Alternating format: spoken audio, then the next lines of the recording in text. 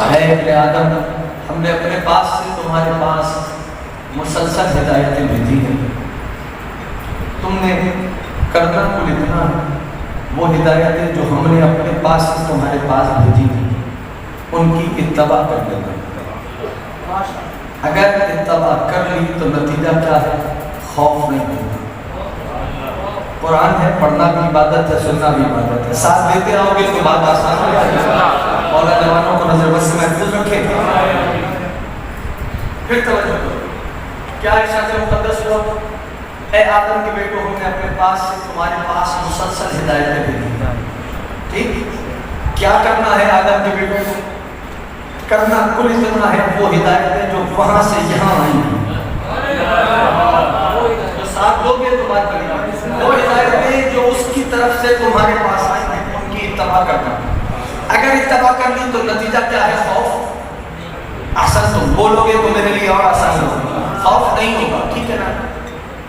ایک اصول یاد رکھنا، آپ ہی کے شہر میں یہ فقرہ پڑھ کے لیا تھا اور پھر اپنی ہی تربیت سے مستعار لے کے ایک منزل آگے جاؤں گا۔ یہ یاد رکھنا رب دو جہاں کا ایک اصول ہے۔ انسان کی محفل میں یہ میں نے جملہ پڑھا تھا، انسان کی جتنی ضرورتیں ہیں اللہ نے ان ضرورتوں کو انسان سے پہلے خلق کیا۔ ٹھیک ہے نا؟ جتنی ضرورتیں ہیں اللہ نے ان ضرورتوں کو انسان سے، فار ایگزامپل مثال کے طور پر آکسیجن ضرورت ہے یا نہیں؟ بولو، جتنے جوان بیٹھے ہو تم نے بولنا ہے آکسیجن ضرورت ہے نا؟ آکسیجن پہلے خلق ہوئی، انسان بعد میں بنا۔ پانی ضرورت ہے، پانی پہلے بنا، انسان بعد میں بنا۔ انسان چلا گیا، پانی رہ گیا۔ ہے ایسا یا نہیں؟ اس سے یہ طے ہوا کہ انسان کی جتنی ضرورتیں ہیں وہ انسان سے پہلے خلق ہوئی ہیں۔ ضرورت انسان کے ساتھ رہی ہے، انسان چلا گیا ہے، ضرورت۔ اب میں قرآن کی آیت پڑھتا ہوں، چیپٹر نمبر 16 سورہ نحل، آواز دی بسم اللہ الرحمن الرحیم۔ واللہ اخرجکم من بطون امہاتکم لا تعلمون شیئا وجعل لکم السمع والابصار والافئدۃ لعلکم تشکرون۔ سنو، ماں کے پیٹ سے اس طرح دنیا میں آئے ہو کہ کچھ نہیں جانتے۔ گھبرانا نہیں، آ رہا ہوں ابھی تمہارے مزاج میں آ رہا ہوں۔ کیا کہا؟ اس طرح دنیا میں آئے ہو کہ کچھ نہیں جانتے۔ کہا جو انسان شکم ماں، میں نہیں کہہ رہا، قرآن کہہ رہا، شکم مادر سے اس طرح آیا کہ لا تعلمون شیئا، کچھ نہیں جانتا۔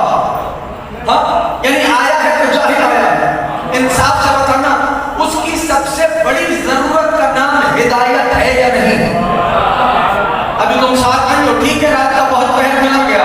کہا اس کی سب سے بڑی ضرورت کا نام ہدایت ہے یا نہیں؟ کہا ہدایت سب سے بڑی ضرورت ہے، اور یہ طے ہے کہ ہدایت ہو نہیں سکتی جب تک ہادی نہ ہو۔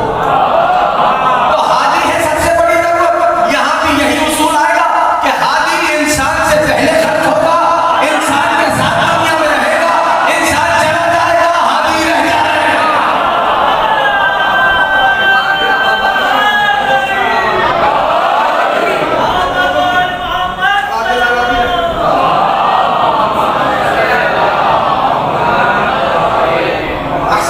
توجہ ہو گئی؟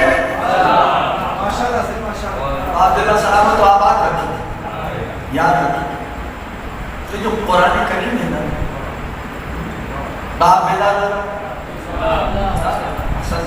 یہ جو قرآن کریم ہے، قرآن کریم میں دیکھو پروردگار عالم ہے، تھوڑی سی مجھے 2 منٹ لگ جائیں گے منزل تک جانے میں۔ قرآن کریم میں یوں تو مناقب آل محمد سے، اہل بیت سے لبریز ہے قرآن۔ کاش تم پہنچ جاتے ہیں، مناقب اہل بیت سے لبریز ہے۔ بالخصوص جتنے جوان بیٹھے تم سے کیا ہے، اور جہاں پر یوں گاہے بتائے مختلف مقامات پر پروردگار عالم نے اپنے معصوم بندوں کی شان بیان کی، اور یہ طے ہے، یہ طے ہے کہ جہاں پروردگار اپنے معصوم بندوں کی شان بیان کرتا ہے وہاں سر فہرست یا محمد ہوتے ہیں یا علی ہوتا ہے۔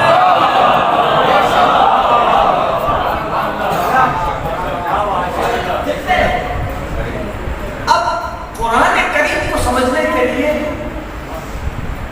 ریاضت درکار ہے۔ ریاضت، اخلاص، خلوص، فنا فی اللہ ہونا، تب جا کے قرآن اپنے سینے کو کھول دیتا ہے. تھوڑی سی میں نے اس لیے میں نے پہلے پوچھا تم سے کہ تم جوان جتنے بیٹھے ہو، تب جا یعنی اگر کوئی چاہتا ہے کہ قرآن کریم کے فیض کے دریا سے آبدار موتی کو چنے تو اخلاص، فنا فی اللہ ہونا، خلوص، دیانت، ریاضت درکار ہے. تب جا کے قرآن کریم اپنے سینے کو کھولتا، مجسم ہو کے سامنے آتا، تب اس روش پہ انسان چلتا. یاد رکھیے، یعنی دقت کرنے کی ضرورت یہ ہے. ایک جملہ کہہ رہا ہوں، آپ اللہ کرے میں پہنچا پاؤں کہ بس یعنی اس انداز سے ریاضت ہونی چاہیے. میں جانتا ہوں تھوڑی سی گفتگو ثقیل ہو گئی، ذہنوں پہ بوجھ بن گیا، یعنی اس انداز سے ریاضت ہونی چاہیے. فنا فی اللہ ہو انسان کہ روح کے ایوان میں سوائے حق کے کوئی اور نہ ہو. اب اگر پہنچ رہے ہو تو غریب اللہ کا راضی رہے آپ. روح کے ایوان میں سوائے حق کے کوئی اور دکھائی نہ دے. اگر پہنچ گئے جب ٹھیک ہے تو آپ قرآن کریم فار ایگزامپل مثال دیتا ہوں. زبان ہے اردو، ہماری زبان، تو آپ اردو میں مثال دیتا ہوں مجبوری تاکہ زبان کو توجہ دے. میر اور غالب کا نام سنو، آج بولتے ہیں نا میر اور غالب. میر اور غالب کو سمجھنے کے لیے ان کے اسلوب کو سمجھنا ضروری ہے. اسلوب کیا ہوتا ہے؟ اسٹائل. اسلوب، ان کے اسلوب کو، یہ تو ہو گئی نظم کی بات. اب آئیے نثر میں محمد حسین آزاد سمجھنا ہے تو اس کے اسلوب کو سمجھنا ہے. انگریزی میں آ جاؤ تو شیکسپیئر کو اگر سمجھنا ہے تو اس کے اسلوب کو سمجھنا ہے. عربی میں آ جاؤ تو متنبی، بات تھوڑی سی گاڑی ہے، متنبی اس کے اسلوب کو سمجھنا ہے. اور اگر آپ نے بڑی ریاضت کی ہے، زمانہ جاہلیت کے شعراء، دور جاہلیت کے امراء القیس، زہیر، عاشا، اگر آپ کی دسترس ان پہ ہے تب بھی آپ متنبی کو نہیں سمجھ سکتے. کیوں؟ اس لیے کہ ان کا اسلوب کچھ اور ہے، اس کا اسلوب کچھ اور ہے. شاہ مولا امام حسین ہم سب سے راضی ہیں، صحیح ہے نا. اب یہ ہے بس میں بات مکمل کر رہا ہوں. اب یہ ہے ہماری زمانوں کا عالم. تو سوچو قرآن کریم میں کیسے اسلوب ہو.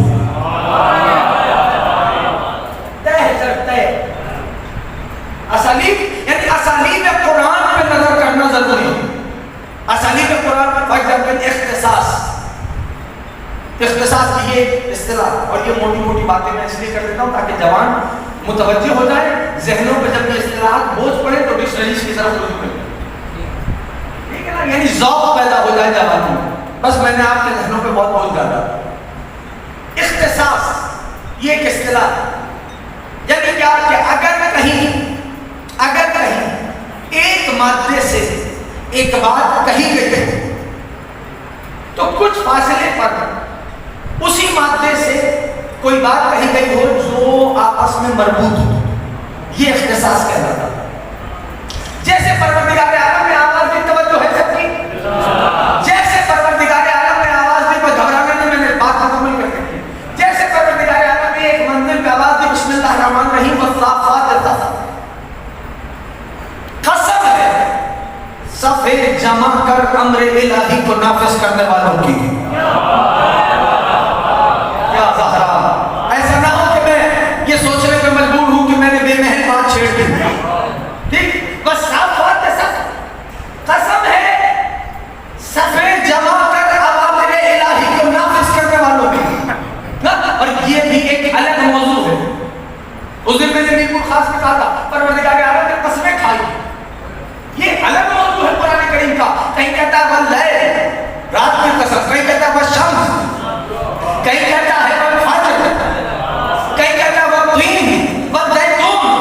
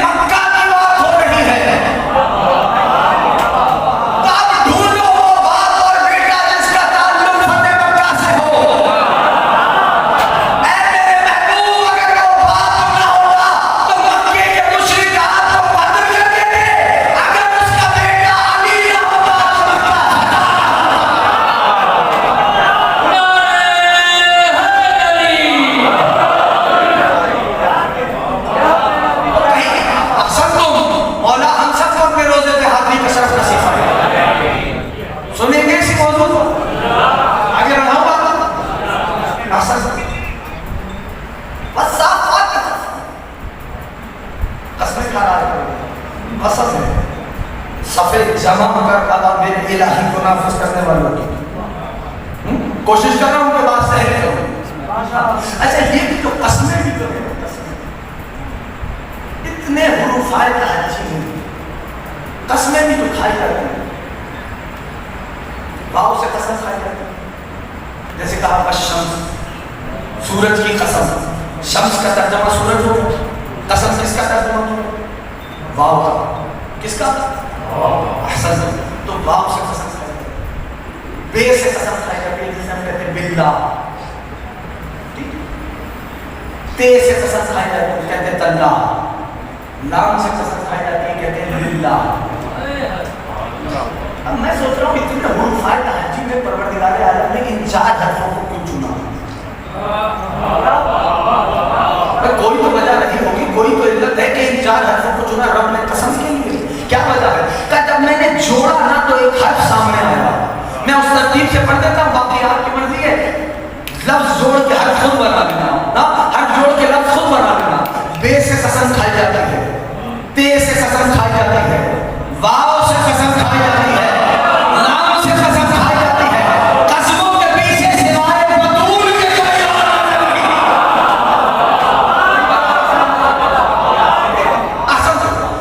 بس صاف بات ایسا تھا, قسمیں ایک موضوع ہے. اب یہاں سے آپ لوگوں کے بس صاف بات ایسا قسم ہے اوامر الہی کو صفے جمع کر اوامر الہی کو نافذ کرنے والوں کی. میں نے کیا کہا؟ اختصاص ایک اصطلاح ہے نا اسلوب قرآن پر عمل کرنے کے لیے. یہی کچھ 100 آیات آگے بڑھ کے کہا, 100 اسی سے کم و بیش 100 آیات آگے بڑھ کے رب اللہ کا احساس مقدس آیا وَإِنَّا لَنَحْنُ الصَّافُونَ, اور ہم ہی تو ہیں جو صفے جماتے ہیں.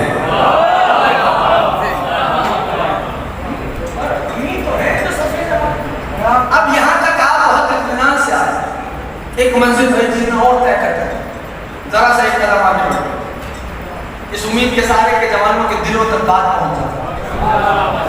اب عبداللہ امام زمان راضی رہے ہم سب اس کو محسوس کیجیے. دیکھیے سورہ جو ہے نا قرآن, ہر سورہ میں کچھ مخصوص بات ہوتی ہے, یعنی جسے کہتے ہیں فراز معنی. اس سے یہ پتہ چلتا ہے کہ اس سورہ میں یہ مہم بات کہی گئی ہے. ہر سورہ کا ایک مخصوص معنی جسے کہتے ہیں فراز معنی. اس سے صاف پتہ چلتا ہے کہ یہ سورہ جو ہے اس بات کے لیے کہا ہے. اسی طرح اس سورہ میں کیا ہے؟ پروردگار عالم نے فرمایا لقد سبقت کلمتنا لعبادنا المرسلین. توجہ, میں نے بہت بوجھ ڈالا ہے ذہنوں پر, مجھے معاف کرنا. کہنا یہ چاہتا ہوں پروردگار عالم نے فرمایا لقد سبقت کلمتنا لعبادنا المرسلین, اور ہمارا عہد اپنے مرسل بندوں کے لیے جاری ہو چکا. ہمارا وعدہ ہمارے مرسل بندوں کے لیے جاری ہو چکا. ہم یعنی تمہاری زبان میں سمجھاؤں تو رب یہ کہہ رہا ہے ہم اپنے مرسل بندوں کو زبان دے چکے. ہم اپنے مرسل بندوں کو زبان دے چکے کہ فتح اور نصرت, ہماری طرف سے جو فتح ہے اور نصرت ہے وہ ہمارے مرسل بندوں ہی کو ملے گی. ہمارا عہد جاری ہو چکا. آپ نے بہت اطمینان سے سن لیا یہاں تک. اب جہاں فتح کی بات آئے, جہاں لشکر کی بات آئے, میں کیا کروں سوائے علی کے کہیں ذہن جاتا ہی نہیں. سوائے علی کے کہیں ذہن جاتا ہی نہیں ہے. اور یہ جو سورہ ہے نا سورہ صافات, یہ سورۃ العلی ہے. اب آپ کی مرضی ہے بھائی, یہ سورۃ العلی ہے. اب تمام تفاصیل دیکھنے کے بعد بول رہا ہوں, میں سیکنڈ ہینڈ انفارمیشن نہیں دیتا, پڑھ کے بول لیتا ہوں. یہ حوالہ اس لیے نہیں دیا کہ صرف زمخشری نے کشاف میں لکھ دیا نا, تفاصیل دیکھنے کے بعد بات کر رہا ہوں. اور یہ جو میں نے کہا نا یہ سورہ سورہ علی ہے, یہ میرے عشق کا تقاضا ہے. یا زہرا یا زہرا, تھوڑا سا ساتھ دینا, یہ میرے عشق کا تقاضا ہے. اور یہ وہ عشق نہیں کہ جو عقل و خرد سے خالی ہو.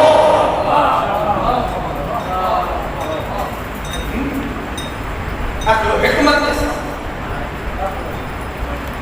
معرفت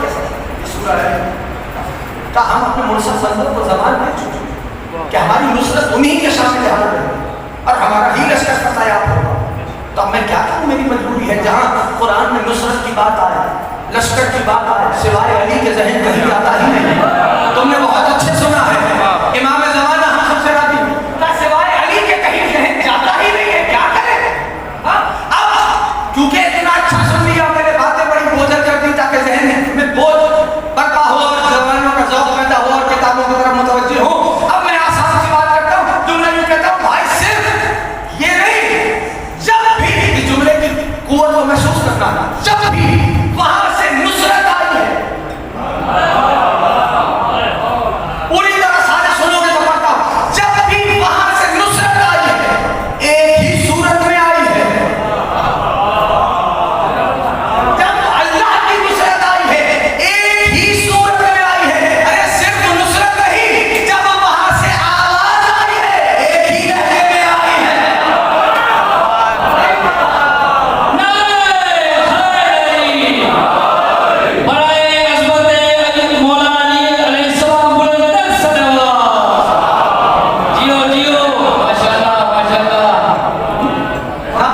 امیر المومنین کی خوشنودی بھی اس سے بہتر درود بھیجو.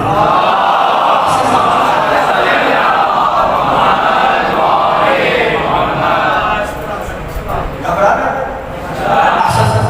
جب بھی میں زمیندار کو اپنے لفظ کر سکتا، جب بھی وہاں سے نصرت آئی ایک صورت میں آئی،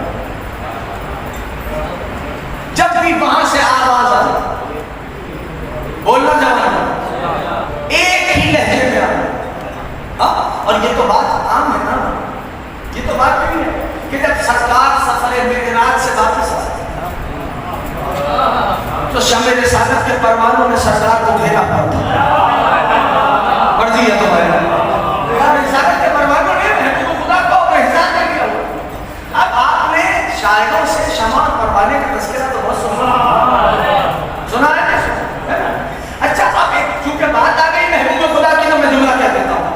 قرآن نے سورج کو کہا سراجن بہاجا. کیا کہا؟ احسن تو سراجن بہاجا. سورج ہے شعلے پھینکنے والا چراغ، سورج کو. اور قرآن نے ہمارے نبی کے لیے فرمایا سراجن منیرا. ہمارے نبی ہیں نور بانٹنے والے چراغ. ارے جو خود نور بانٹ رہا ہو وہ خود کو کیا ہونا چاہیے؟ میں کہہ گیا ہوں اس طریقے سے سراج منیرا. کون سا چراغ؟ نور بانٹنے والا چراغ. یہ محبوب خدا. تب وہ مثال تو سنی ہے نا، میں مثال دیتا ہوں. محبوب خدا نور بانٹنے والے، ہاں بولنے میں پریشان نہیں، چراغ. تو یہ نہ سمجھنا روشنیوں میں زندگی گزارنے والوں کا چراغ نہیں چل رہا.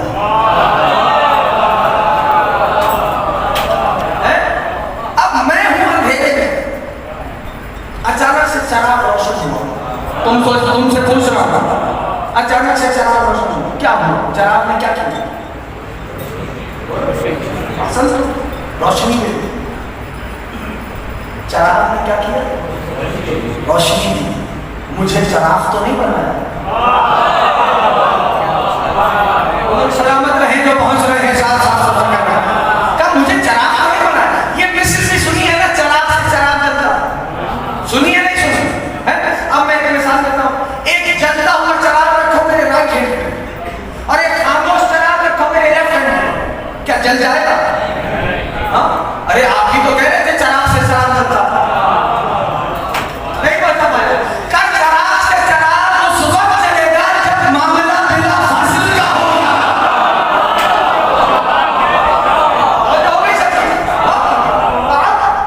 اور محبوب خدا کو شمع رسالت کا پروانہ ملا. میں نے کیا کہا؟ جب بھی آواز آئی ایک ہی لہجے میں، جب بھی نصرت آئی ایک صورت میں. محبوب خدا کو شمع رسالت کا پروانہ گھیرا تھا. سرکار سفر معراج پہ گئے واپس آ. شمع رسالت کے پروانے گھیرے ہوئے رسالت نمان کو بیٹھے. کہا سرکار اللہ، توجہ ہے سب کی. کہا اللہ جب بھی ہم سے بات کرتا ہے تو آپ کے لہجے میں کرتا ہے.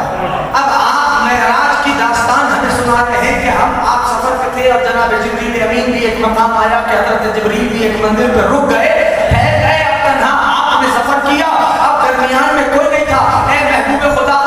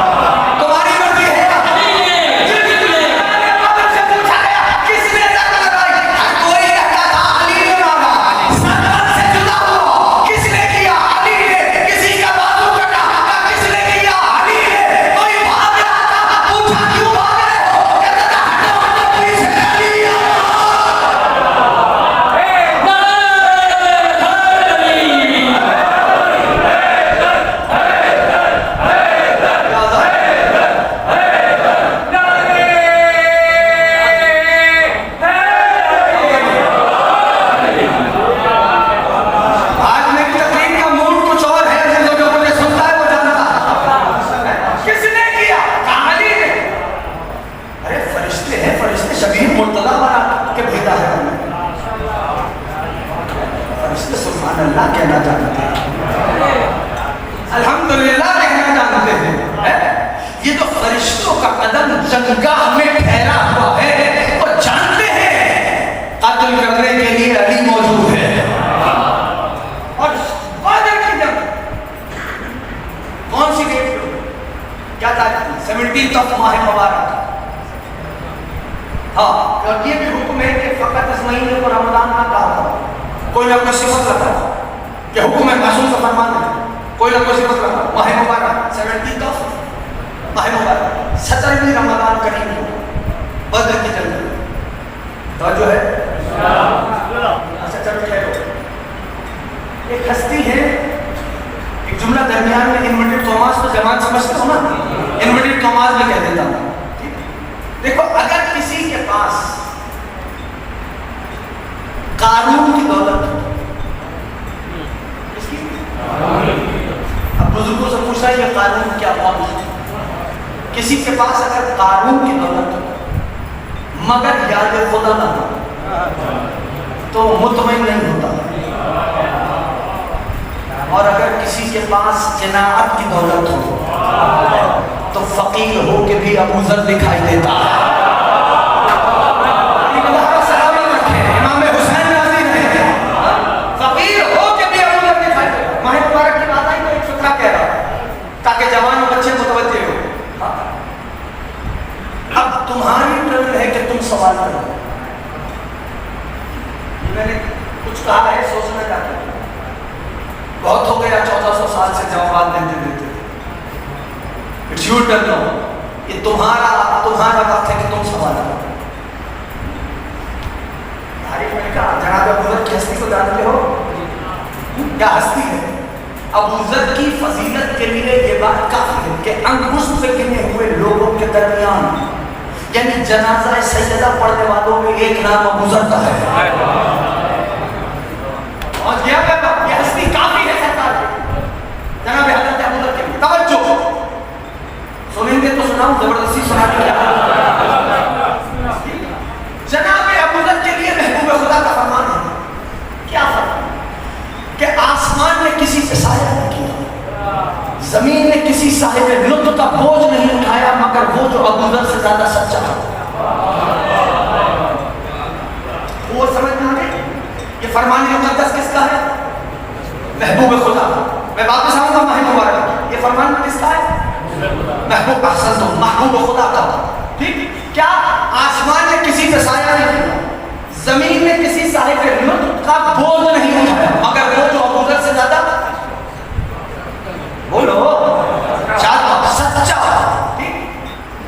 یہ جو حدیث ہے عموماً حدیث سن کے گزر جاتا ہے، ایسا ہوتا نہیں ہوتا؟ بولو. لیکن یہ نہیں پتا ہوتا کہ یہ حدیث کس کانٹیکسٹ میں کہی گئی ہے. یہ جو میں میری عادت کرنے جزیات بیان کرتا ہوں کہ بات طبیعت تو ہو جاتی ہے لیکن بچوں اور جوانوں کے ذہن میں محفوظ ہو جاتی ہے. جزیات ضروری. اب یہ حدیث جو ہے کہ آسمان نے کسی پہ سایہ نہیں کیا، زمین نے کسی صاحب لطف کا بوجھ نہیں اٹھایا مگر وہ جو حضرت ابو ذر سے زیادہ سچا تھا، یہ حدیث کس کانٹیکسٹ میں ہے؟ حوالہ دیتا ہوں، جا کے دیکھنا. شیخ صدوق رحمۃ اللہ تعالیٰ، نام سنا شیخ کا؟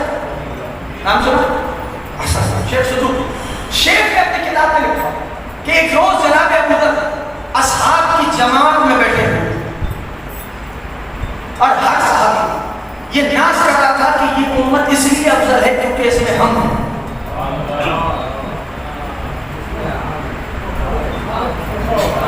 جناب ابو ذر سن لیتے. اچانک سے حضرت ابو ذر اٹھے اور فرمایا اب توجہ، افضل هذه الامه علی بن ابی طالب. اس امت کے تو افضل علی ہے، وہ صدیق الاکبر، وہ فاروقها، وہ فاروقها، وہ وسیع الجنت والنار. آپ وہی صدیق اکبر ہے، وہی فاروق اس امت ہے. مرضی ہے تمہاری پڑھ میں رہا، وہی جنت و جہنم کے بانٹنے والے ہیں. اب کچھ نے بات سن منہ موڑ، کچھ نے کہا کیا بات کر رہے ہو؟ اب ایک جملہ پڑھو. ارباب حدیث سے کیا کہو؟ زمانے گزر جاتے ہیں، باتیں وہی پرانی رہتی ہیں. اب حضرت ابو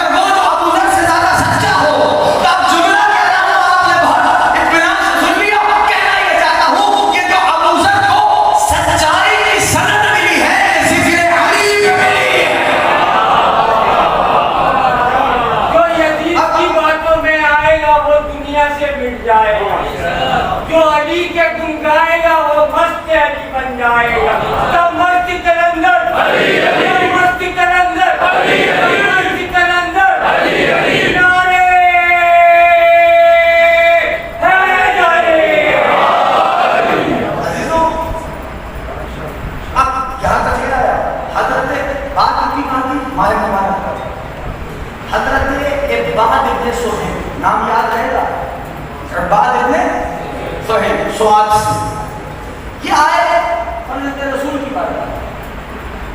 حدیث ذہن میں ہے تو بھی کیا ہے کہ آسمان نے کسی کا سایہ نہیں کیا، زمین نے کسی کا، مگر وہ جو ابو ذر سے زیادہ سچا ہے. عباد ابن سہیل مولا کے پاس آئے اور کہا فرزند رسول آپ کے نانا کا فرمان ہے. کہاں عباد بولو؟ کہا آسمان نے کسی کا سایہ نہیں کیا، زمین نے کسی کا بوجھ نہیں کیا، مگر وہ جو ابو ذر سے زیادہ سچا ہے.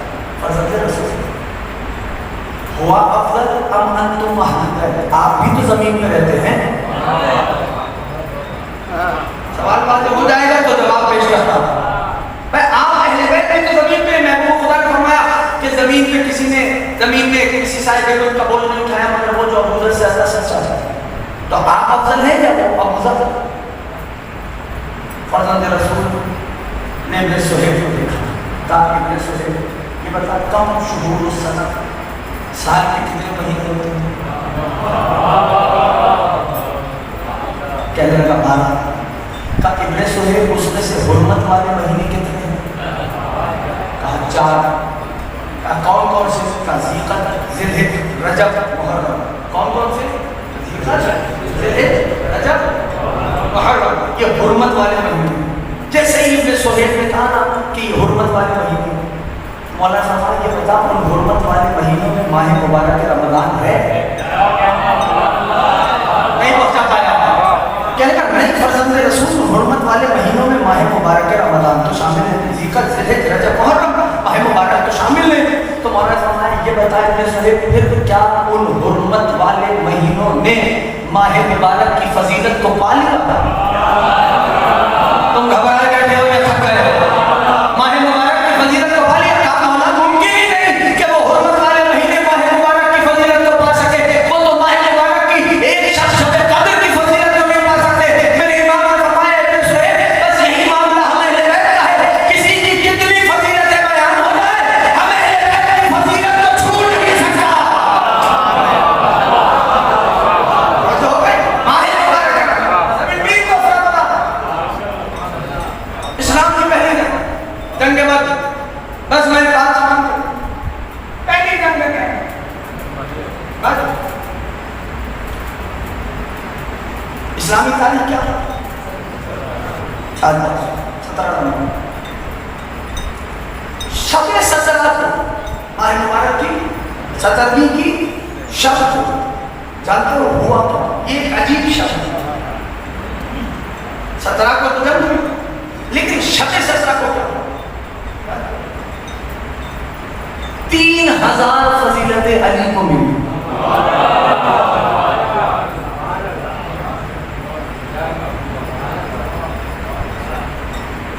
کتنی؟ 3000 فضیلتیں امیر المومنین کو. اب وہ فضیلتیں کیا تھیں کسی کو خبر نہیں، لیکن ہوا کیا کہ محبوب خدا نے فرمایا، یہ ایک حدیث سے روایت ہے، محبوب خدا نے فرمایا ہے کوئی جو بدر کے کنویں سے پانی لیا؟ ہے کوئی جو چاہے بدر سے پانی لے آئے؟ جانتے ہو میں آشرفی سے کہہ دیتا ہوں، بولا وہی جو ذوالشیرہ میں بولا تھا. آپ کی مرضی سے بولا وہی جو ذوالشیرہ میں بولا تھا. کہا یا رسول اللہ اب آسان نہیں تھا، ذہن میں اتنا آسان نہیں تھا بدر کے کنویں سے پانی لینا. یہ تھا محبوب خدا کا لشکر، یہ تھا مشرکین کا لشکر. مشرکین کے لشکر کے پیچھے تھا چاہے بدر. بدر کا کنواں جو تھا اب جو جائے وہ مشرکین کے لشکر کو عبور کر کے جائے. واقعی مرد ہوگا. تاریخ نے لکھا علی پہنچ گئے. تاریخ یہ بتانے سے قاصر ہے کہ کیسے گئے. تاریخ یہ بتانے سے قاصر ہے کہ سردار کیسے پہنچے. اب کنواں تھا گہرا، چاہے بدر سے پانی نکالا، چلے ایک ہوا کا جھونکا، مولا ٹھہرے، پھر اٹھے، پھر چلے، پھر ہوا کا جھونکا.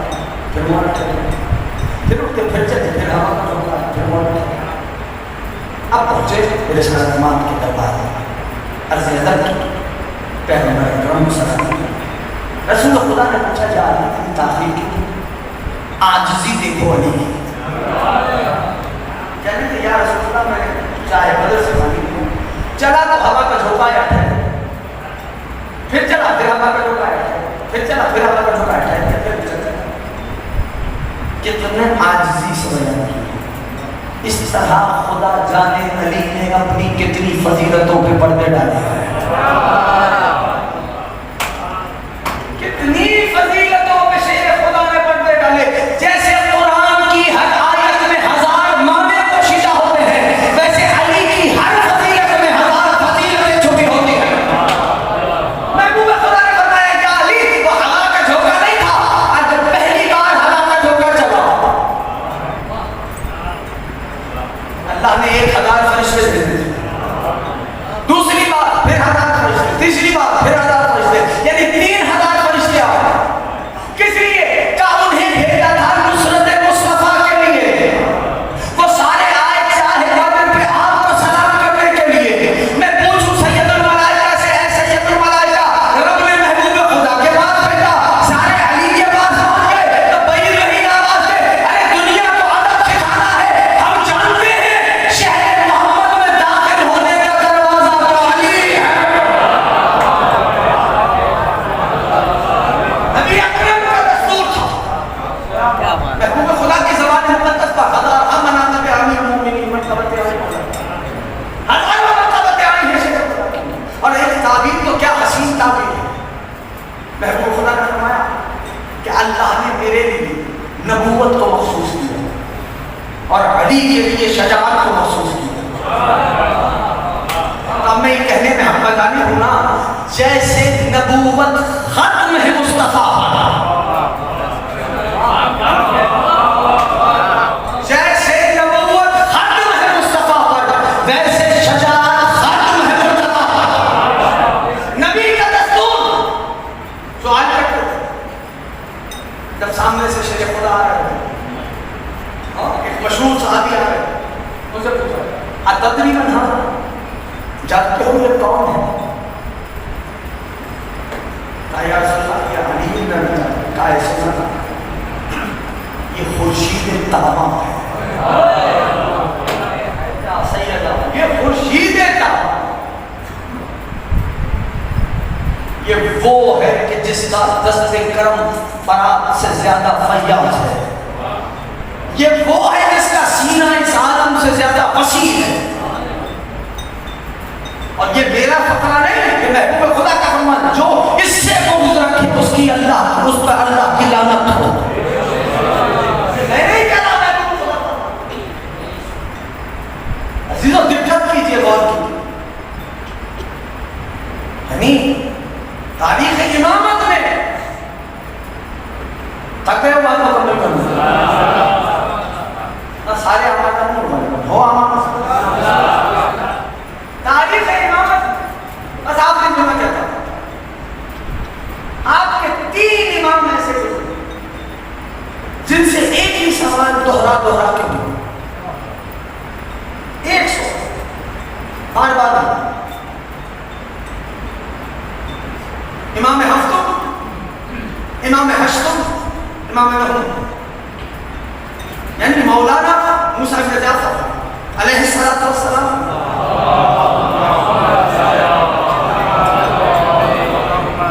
امام جواد اور امام زابر, امام رؤوف علی بن موسیٰ علیہ السلام. بس بات میں مکمل کر دوں. 3 اماموں سے ایک ہی سوال.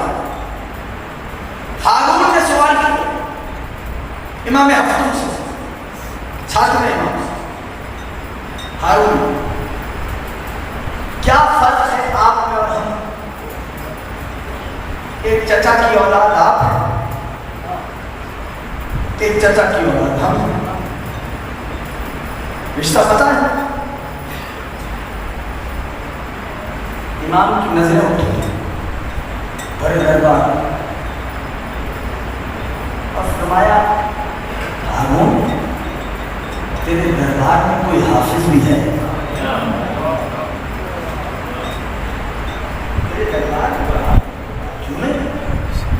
کیوں نہ کہا ان سے کہو پڑھیں گے. کہا کہاں سے پڑھیں گے؟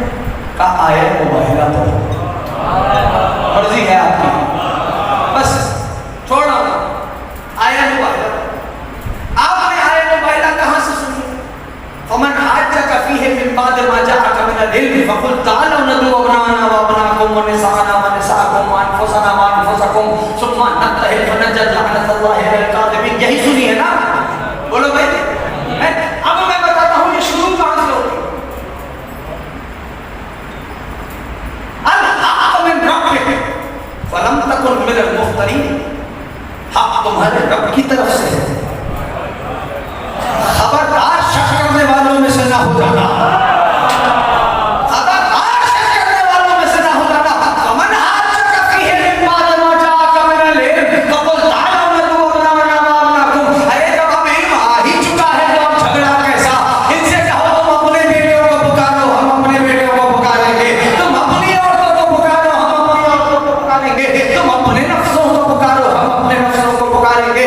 آؤ پھر مباہلہ کر لیں, جھوٹوں پر خدا کی لعنت ہو.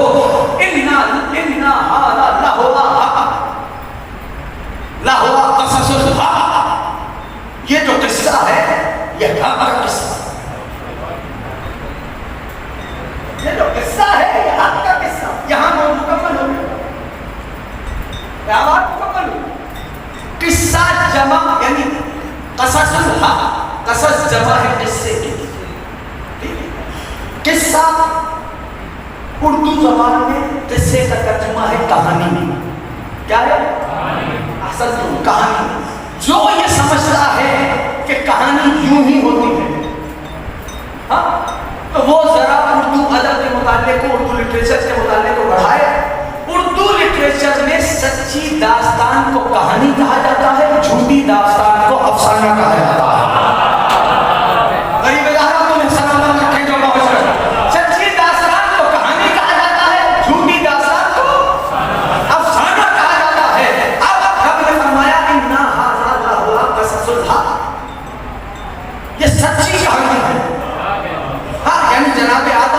جناب آدم کی کہانی, جناب نوح کا قصہ جناب نوح کی کہانی, جناب ابراہیم کا قصہ جناب ابراہیم کی کہانی, جناب یوسف کا قصہ جناب یوسف کی کہانی, جناب موسیٰ کا قصہ جناب موسیٰ کی کہانی, جناب عیسیٰ کا قصہ جناب عیسیٰ کی کہانی. تو سارے نبیوں کی کہانیاں سمجھ آ رہی ہیں. سیدہ کی کہانی کسی کو سمجھ نہیں آتا. نہ بولے گا وہی کس کا عقیدہ ہوگا بھائی. سیدہ کی کہانی کیا ہے؟ کیا یہودی کے گھر سے بناوا یا شادی کا؟ کیسے سمجھاؤں بھائی؟ میں نے اپنے بزرگوں سے سیکھا کہ جب کوئی مشکل آئی تو بی بی کی کہانی مان لو. ٹھہر کے جملہ نہیں کرنا, تو فوراً جملہ کہنا, بی بی کی کہانی مان لو. اور مشکل حل ہو جاتی تھی. کہنا یہ چاہتا ہوں میرے دوستوں, میرے عزیزوں, جہاں دادی ایسی ہو وہاں پوتے بابو ہماری ہوتے ہیں. کیا کہانی ہے, کیا واقعہ ہے وہ؟ یہودی کے گھر سے بلاوا, شادی کا بلاوا.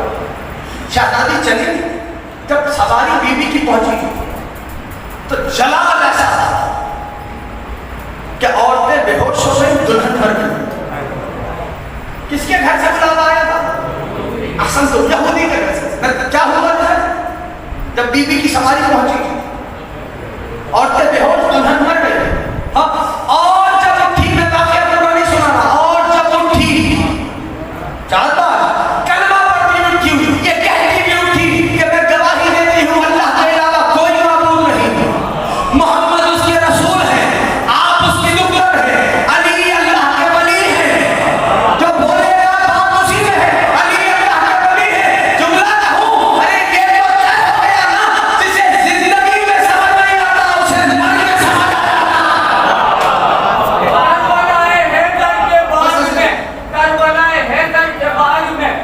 بغیر پانی کے گرتے ہیں. یہ پاک بی بی کا فرش ادا ہے. لوگ مر کر بھی یہاں جیتے ہیں. باوازے امام زمانہ بلند تر اللہم صلی علی محمد و علی. آخری بات سنو, میں مسائل کا آواز کروں گا لیکن پوری نوٹ سے سننا. آج جسے زندگی میں سمجھ نہیں آتا اسے بھائی چلو دلہن نے دیکھ لیا تو دیکھنا تھا مر کے.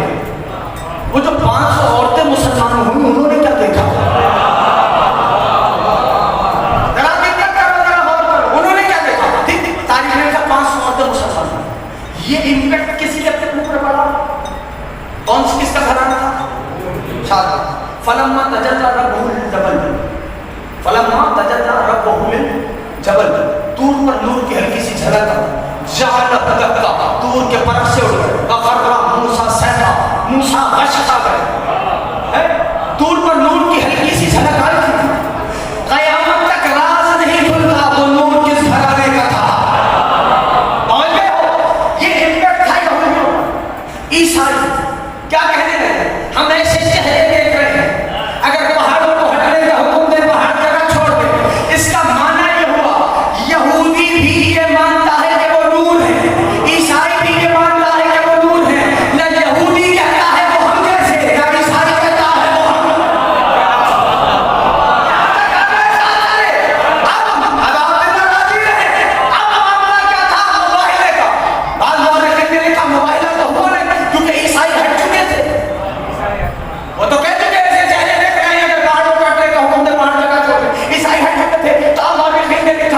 معاملہ تھا لعنت کا لعنت کی چھوٹوں پر لعنت کی ایک بلڈنگ پرابلم ہے دوستو جب فضا سے چل پڑتی ہے تو واپس لوٹ کے نہیں جاتی اس کا مطلب عیسائی کو واحد کہا گیا لعنت آپ کی فضا میں موجود ہے کہیں تو کہا گئی جو بھی عظمت فاطمہ سے ٹکرائے گا اس پر چلی جائے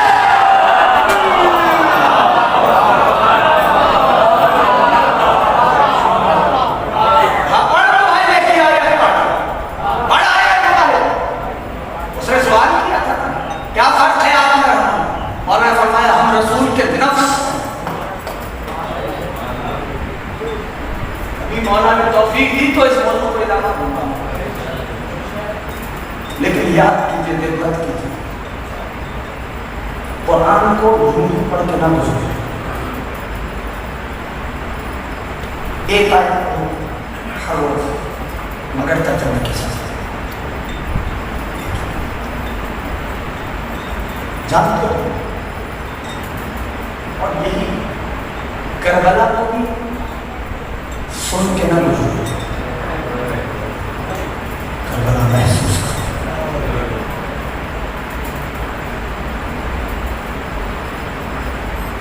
عزیزوں تاریخ یہ بیان کرتی ہے کہ شب عاشور غریب زہرا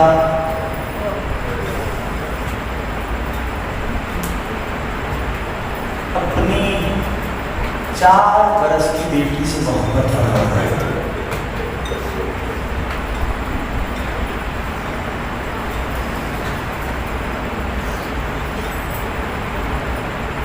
آغوش میں ہے بی بی بنت حسین اپنے بابا کی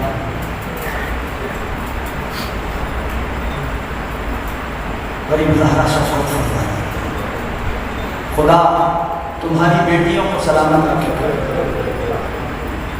ہمارے بچوں کو مولا سلامت رکھے اچانک سے جو دیکھ سکتا ہے میری طرف دیکھیں غریب زہرا نے اچانک یہ واقعہ کب کا ہے شب عاشور ابھی آپ فضائل کیسے لیکن مسائل میں کم سے کم یہ کرنا کہ آنکھیں آنسوؤں سے ڈبڈبا جائے کیوں اس لیے کہ وہ بی بی معظمہ جو آتی ہے نا وہ ہمارے علمی بیان سمجھ نہیں آتی وہ پرسہ لینے آتی ہے آئے کرنے میں وہ نہیں کرتا جس کو سمجھ آتا ہے تب 4 برس کی چاہتا نہیں بابا کی آغوش اچانک سے غریب زہرا نے فرمایا اے میری بیٹی کل جب شام آ جائے گی نا جو سمجھ سکتا آپ کے بابا وہاں آرام کر رہے ہو خدا آپ کی ہائے میں رحمت نظر فرما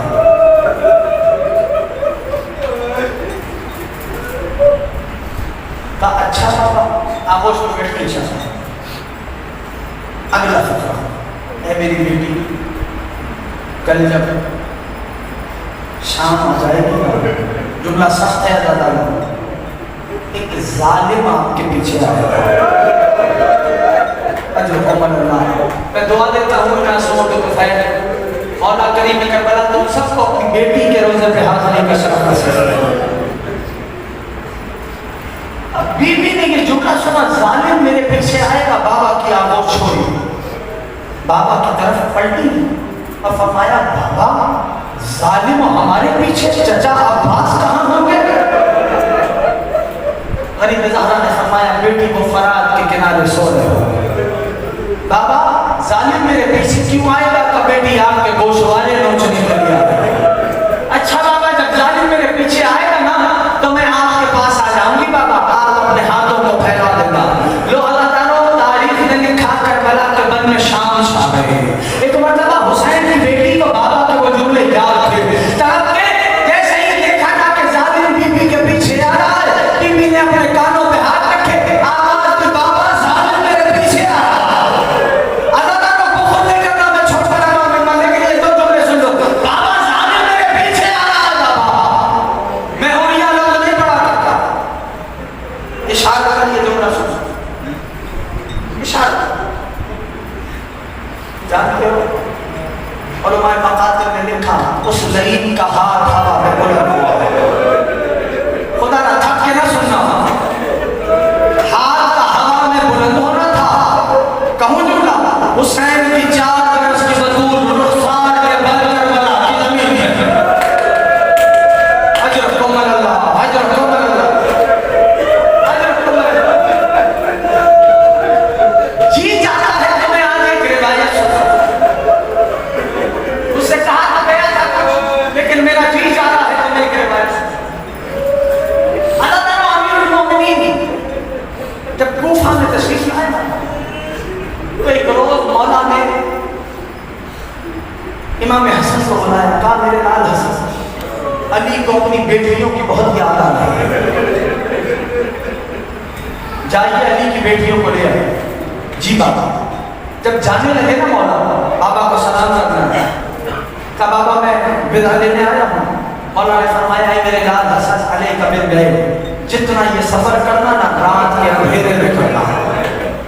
مدینہ پہنچے مولا, نانا کے روزے پہ حاضری تھی. میرا دل یہ کہتا ہے اماں کی قبر پہ آتا ہے. بہنوں نے دیکھا بھائی کو اور بھائی نے بابا کا پیغام پہنچایا. بابا نے یاد کیا علی جیسا باپ ہو جس کو سامان سفر تیار ہوا. صرف بہنوں کو نہیں بولا, ایک اور مسئول ہے جس کو بولا. بابا نے بولا جانتے ہو وہ کون؟ وہ آپ کے علم والے مولا کی بارگاہ ہے.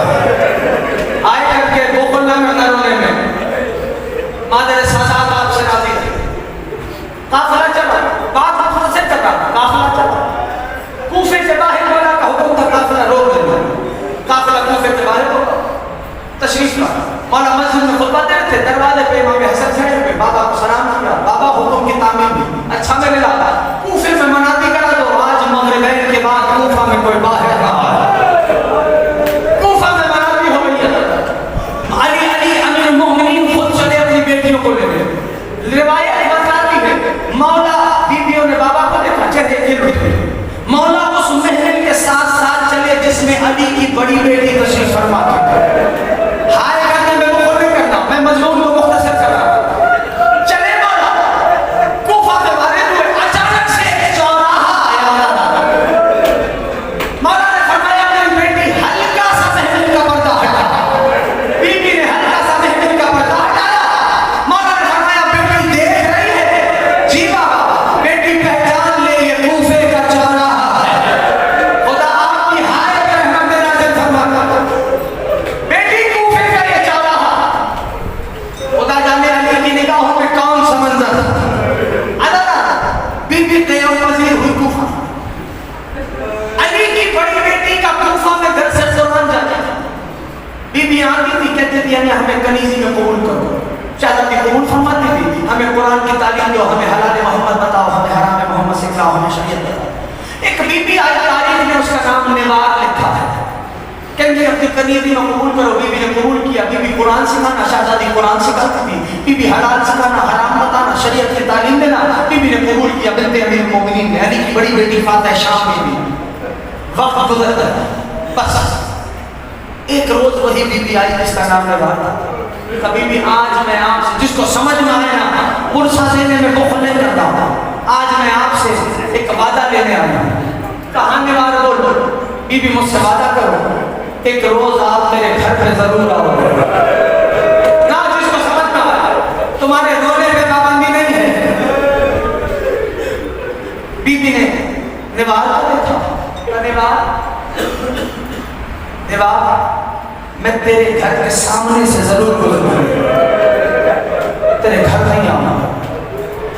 نوال تڑپ گئی. کبھی بھی شرف میزبانی مانگا یہ بھلا کیا بات ہے. نوال میں تیرے گھر نہیں آؤں تیرے گھر کے سامنے رونے لگے. امام حسن آتا ہے. نوال کیا ہوا؟ کہا میں نے آقا دادی سے شرف میزبانی مانگا. بی بی فرماتی ہے تیرے گھر کے بعد سے گزروں گی تیرے گھر نہیں آؤں. جسے سمجھ میں آیا سینے پہ ہاتھ آتا ہے میں سوچ رہا ہوں کہ نوال گھبرا نہیں میں حسین کو بلاتا ہوں.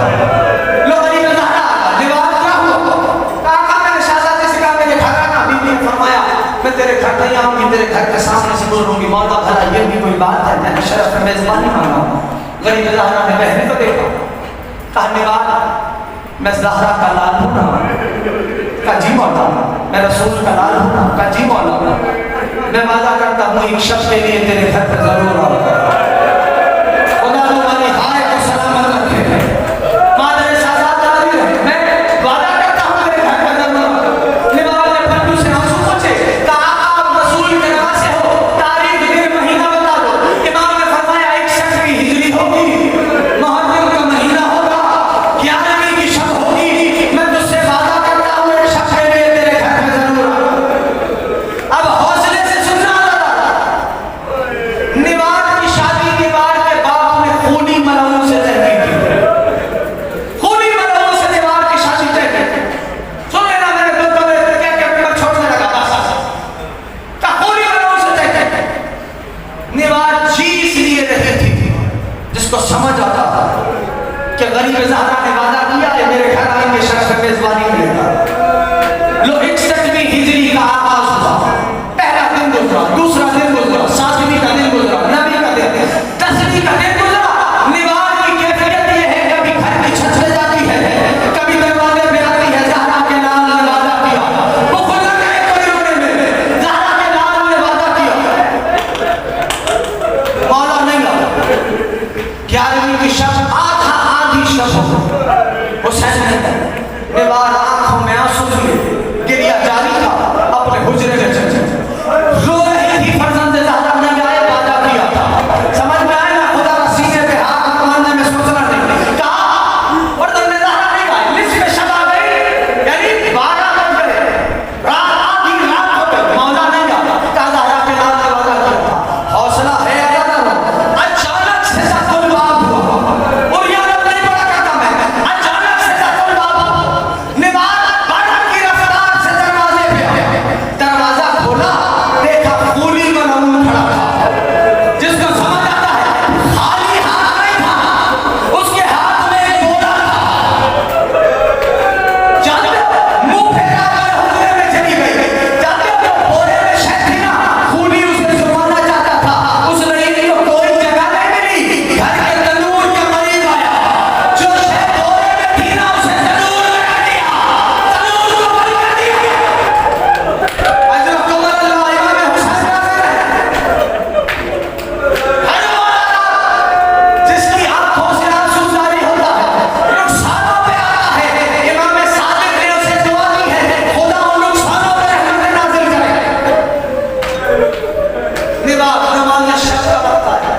حجرے سے اٹھی دیکھا تنور سے نور نکل رہا ہے. سوچا تنور خاموش کرنا بھول تو نہیں گئے. ذہن میں آیا تنور خاموش کر چکی تھی. کہا پھر کیا ہوا. کہا دیکھا نور کی ہماریاں اتر رہی ہے. غشا حالت غشی میں دیکھے ہر ہماری سے سیاہ پوش مستور باہر آتی ہے. تنور کے گرد بیٹھ گئے.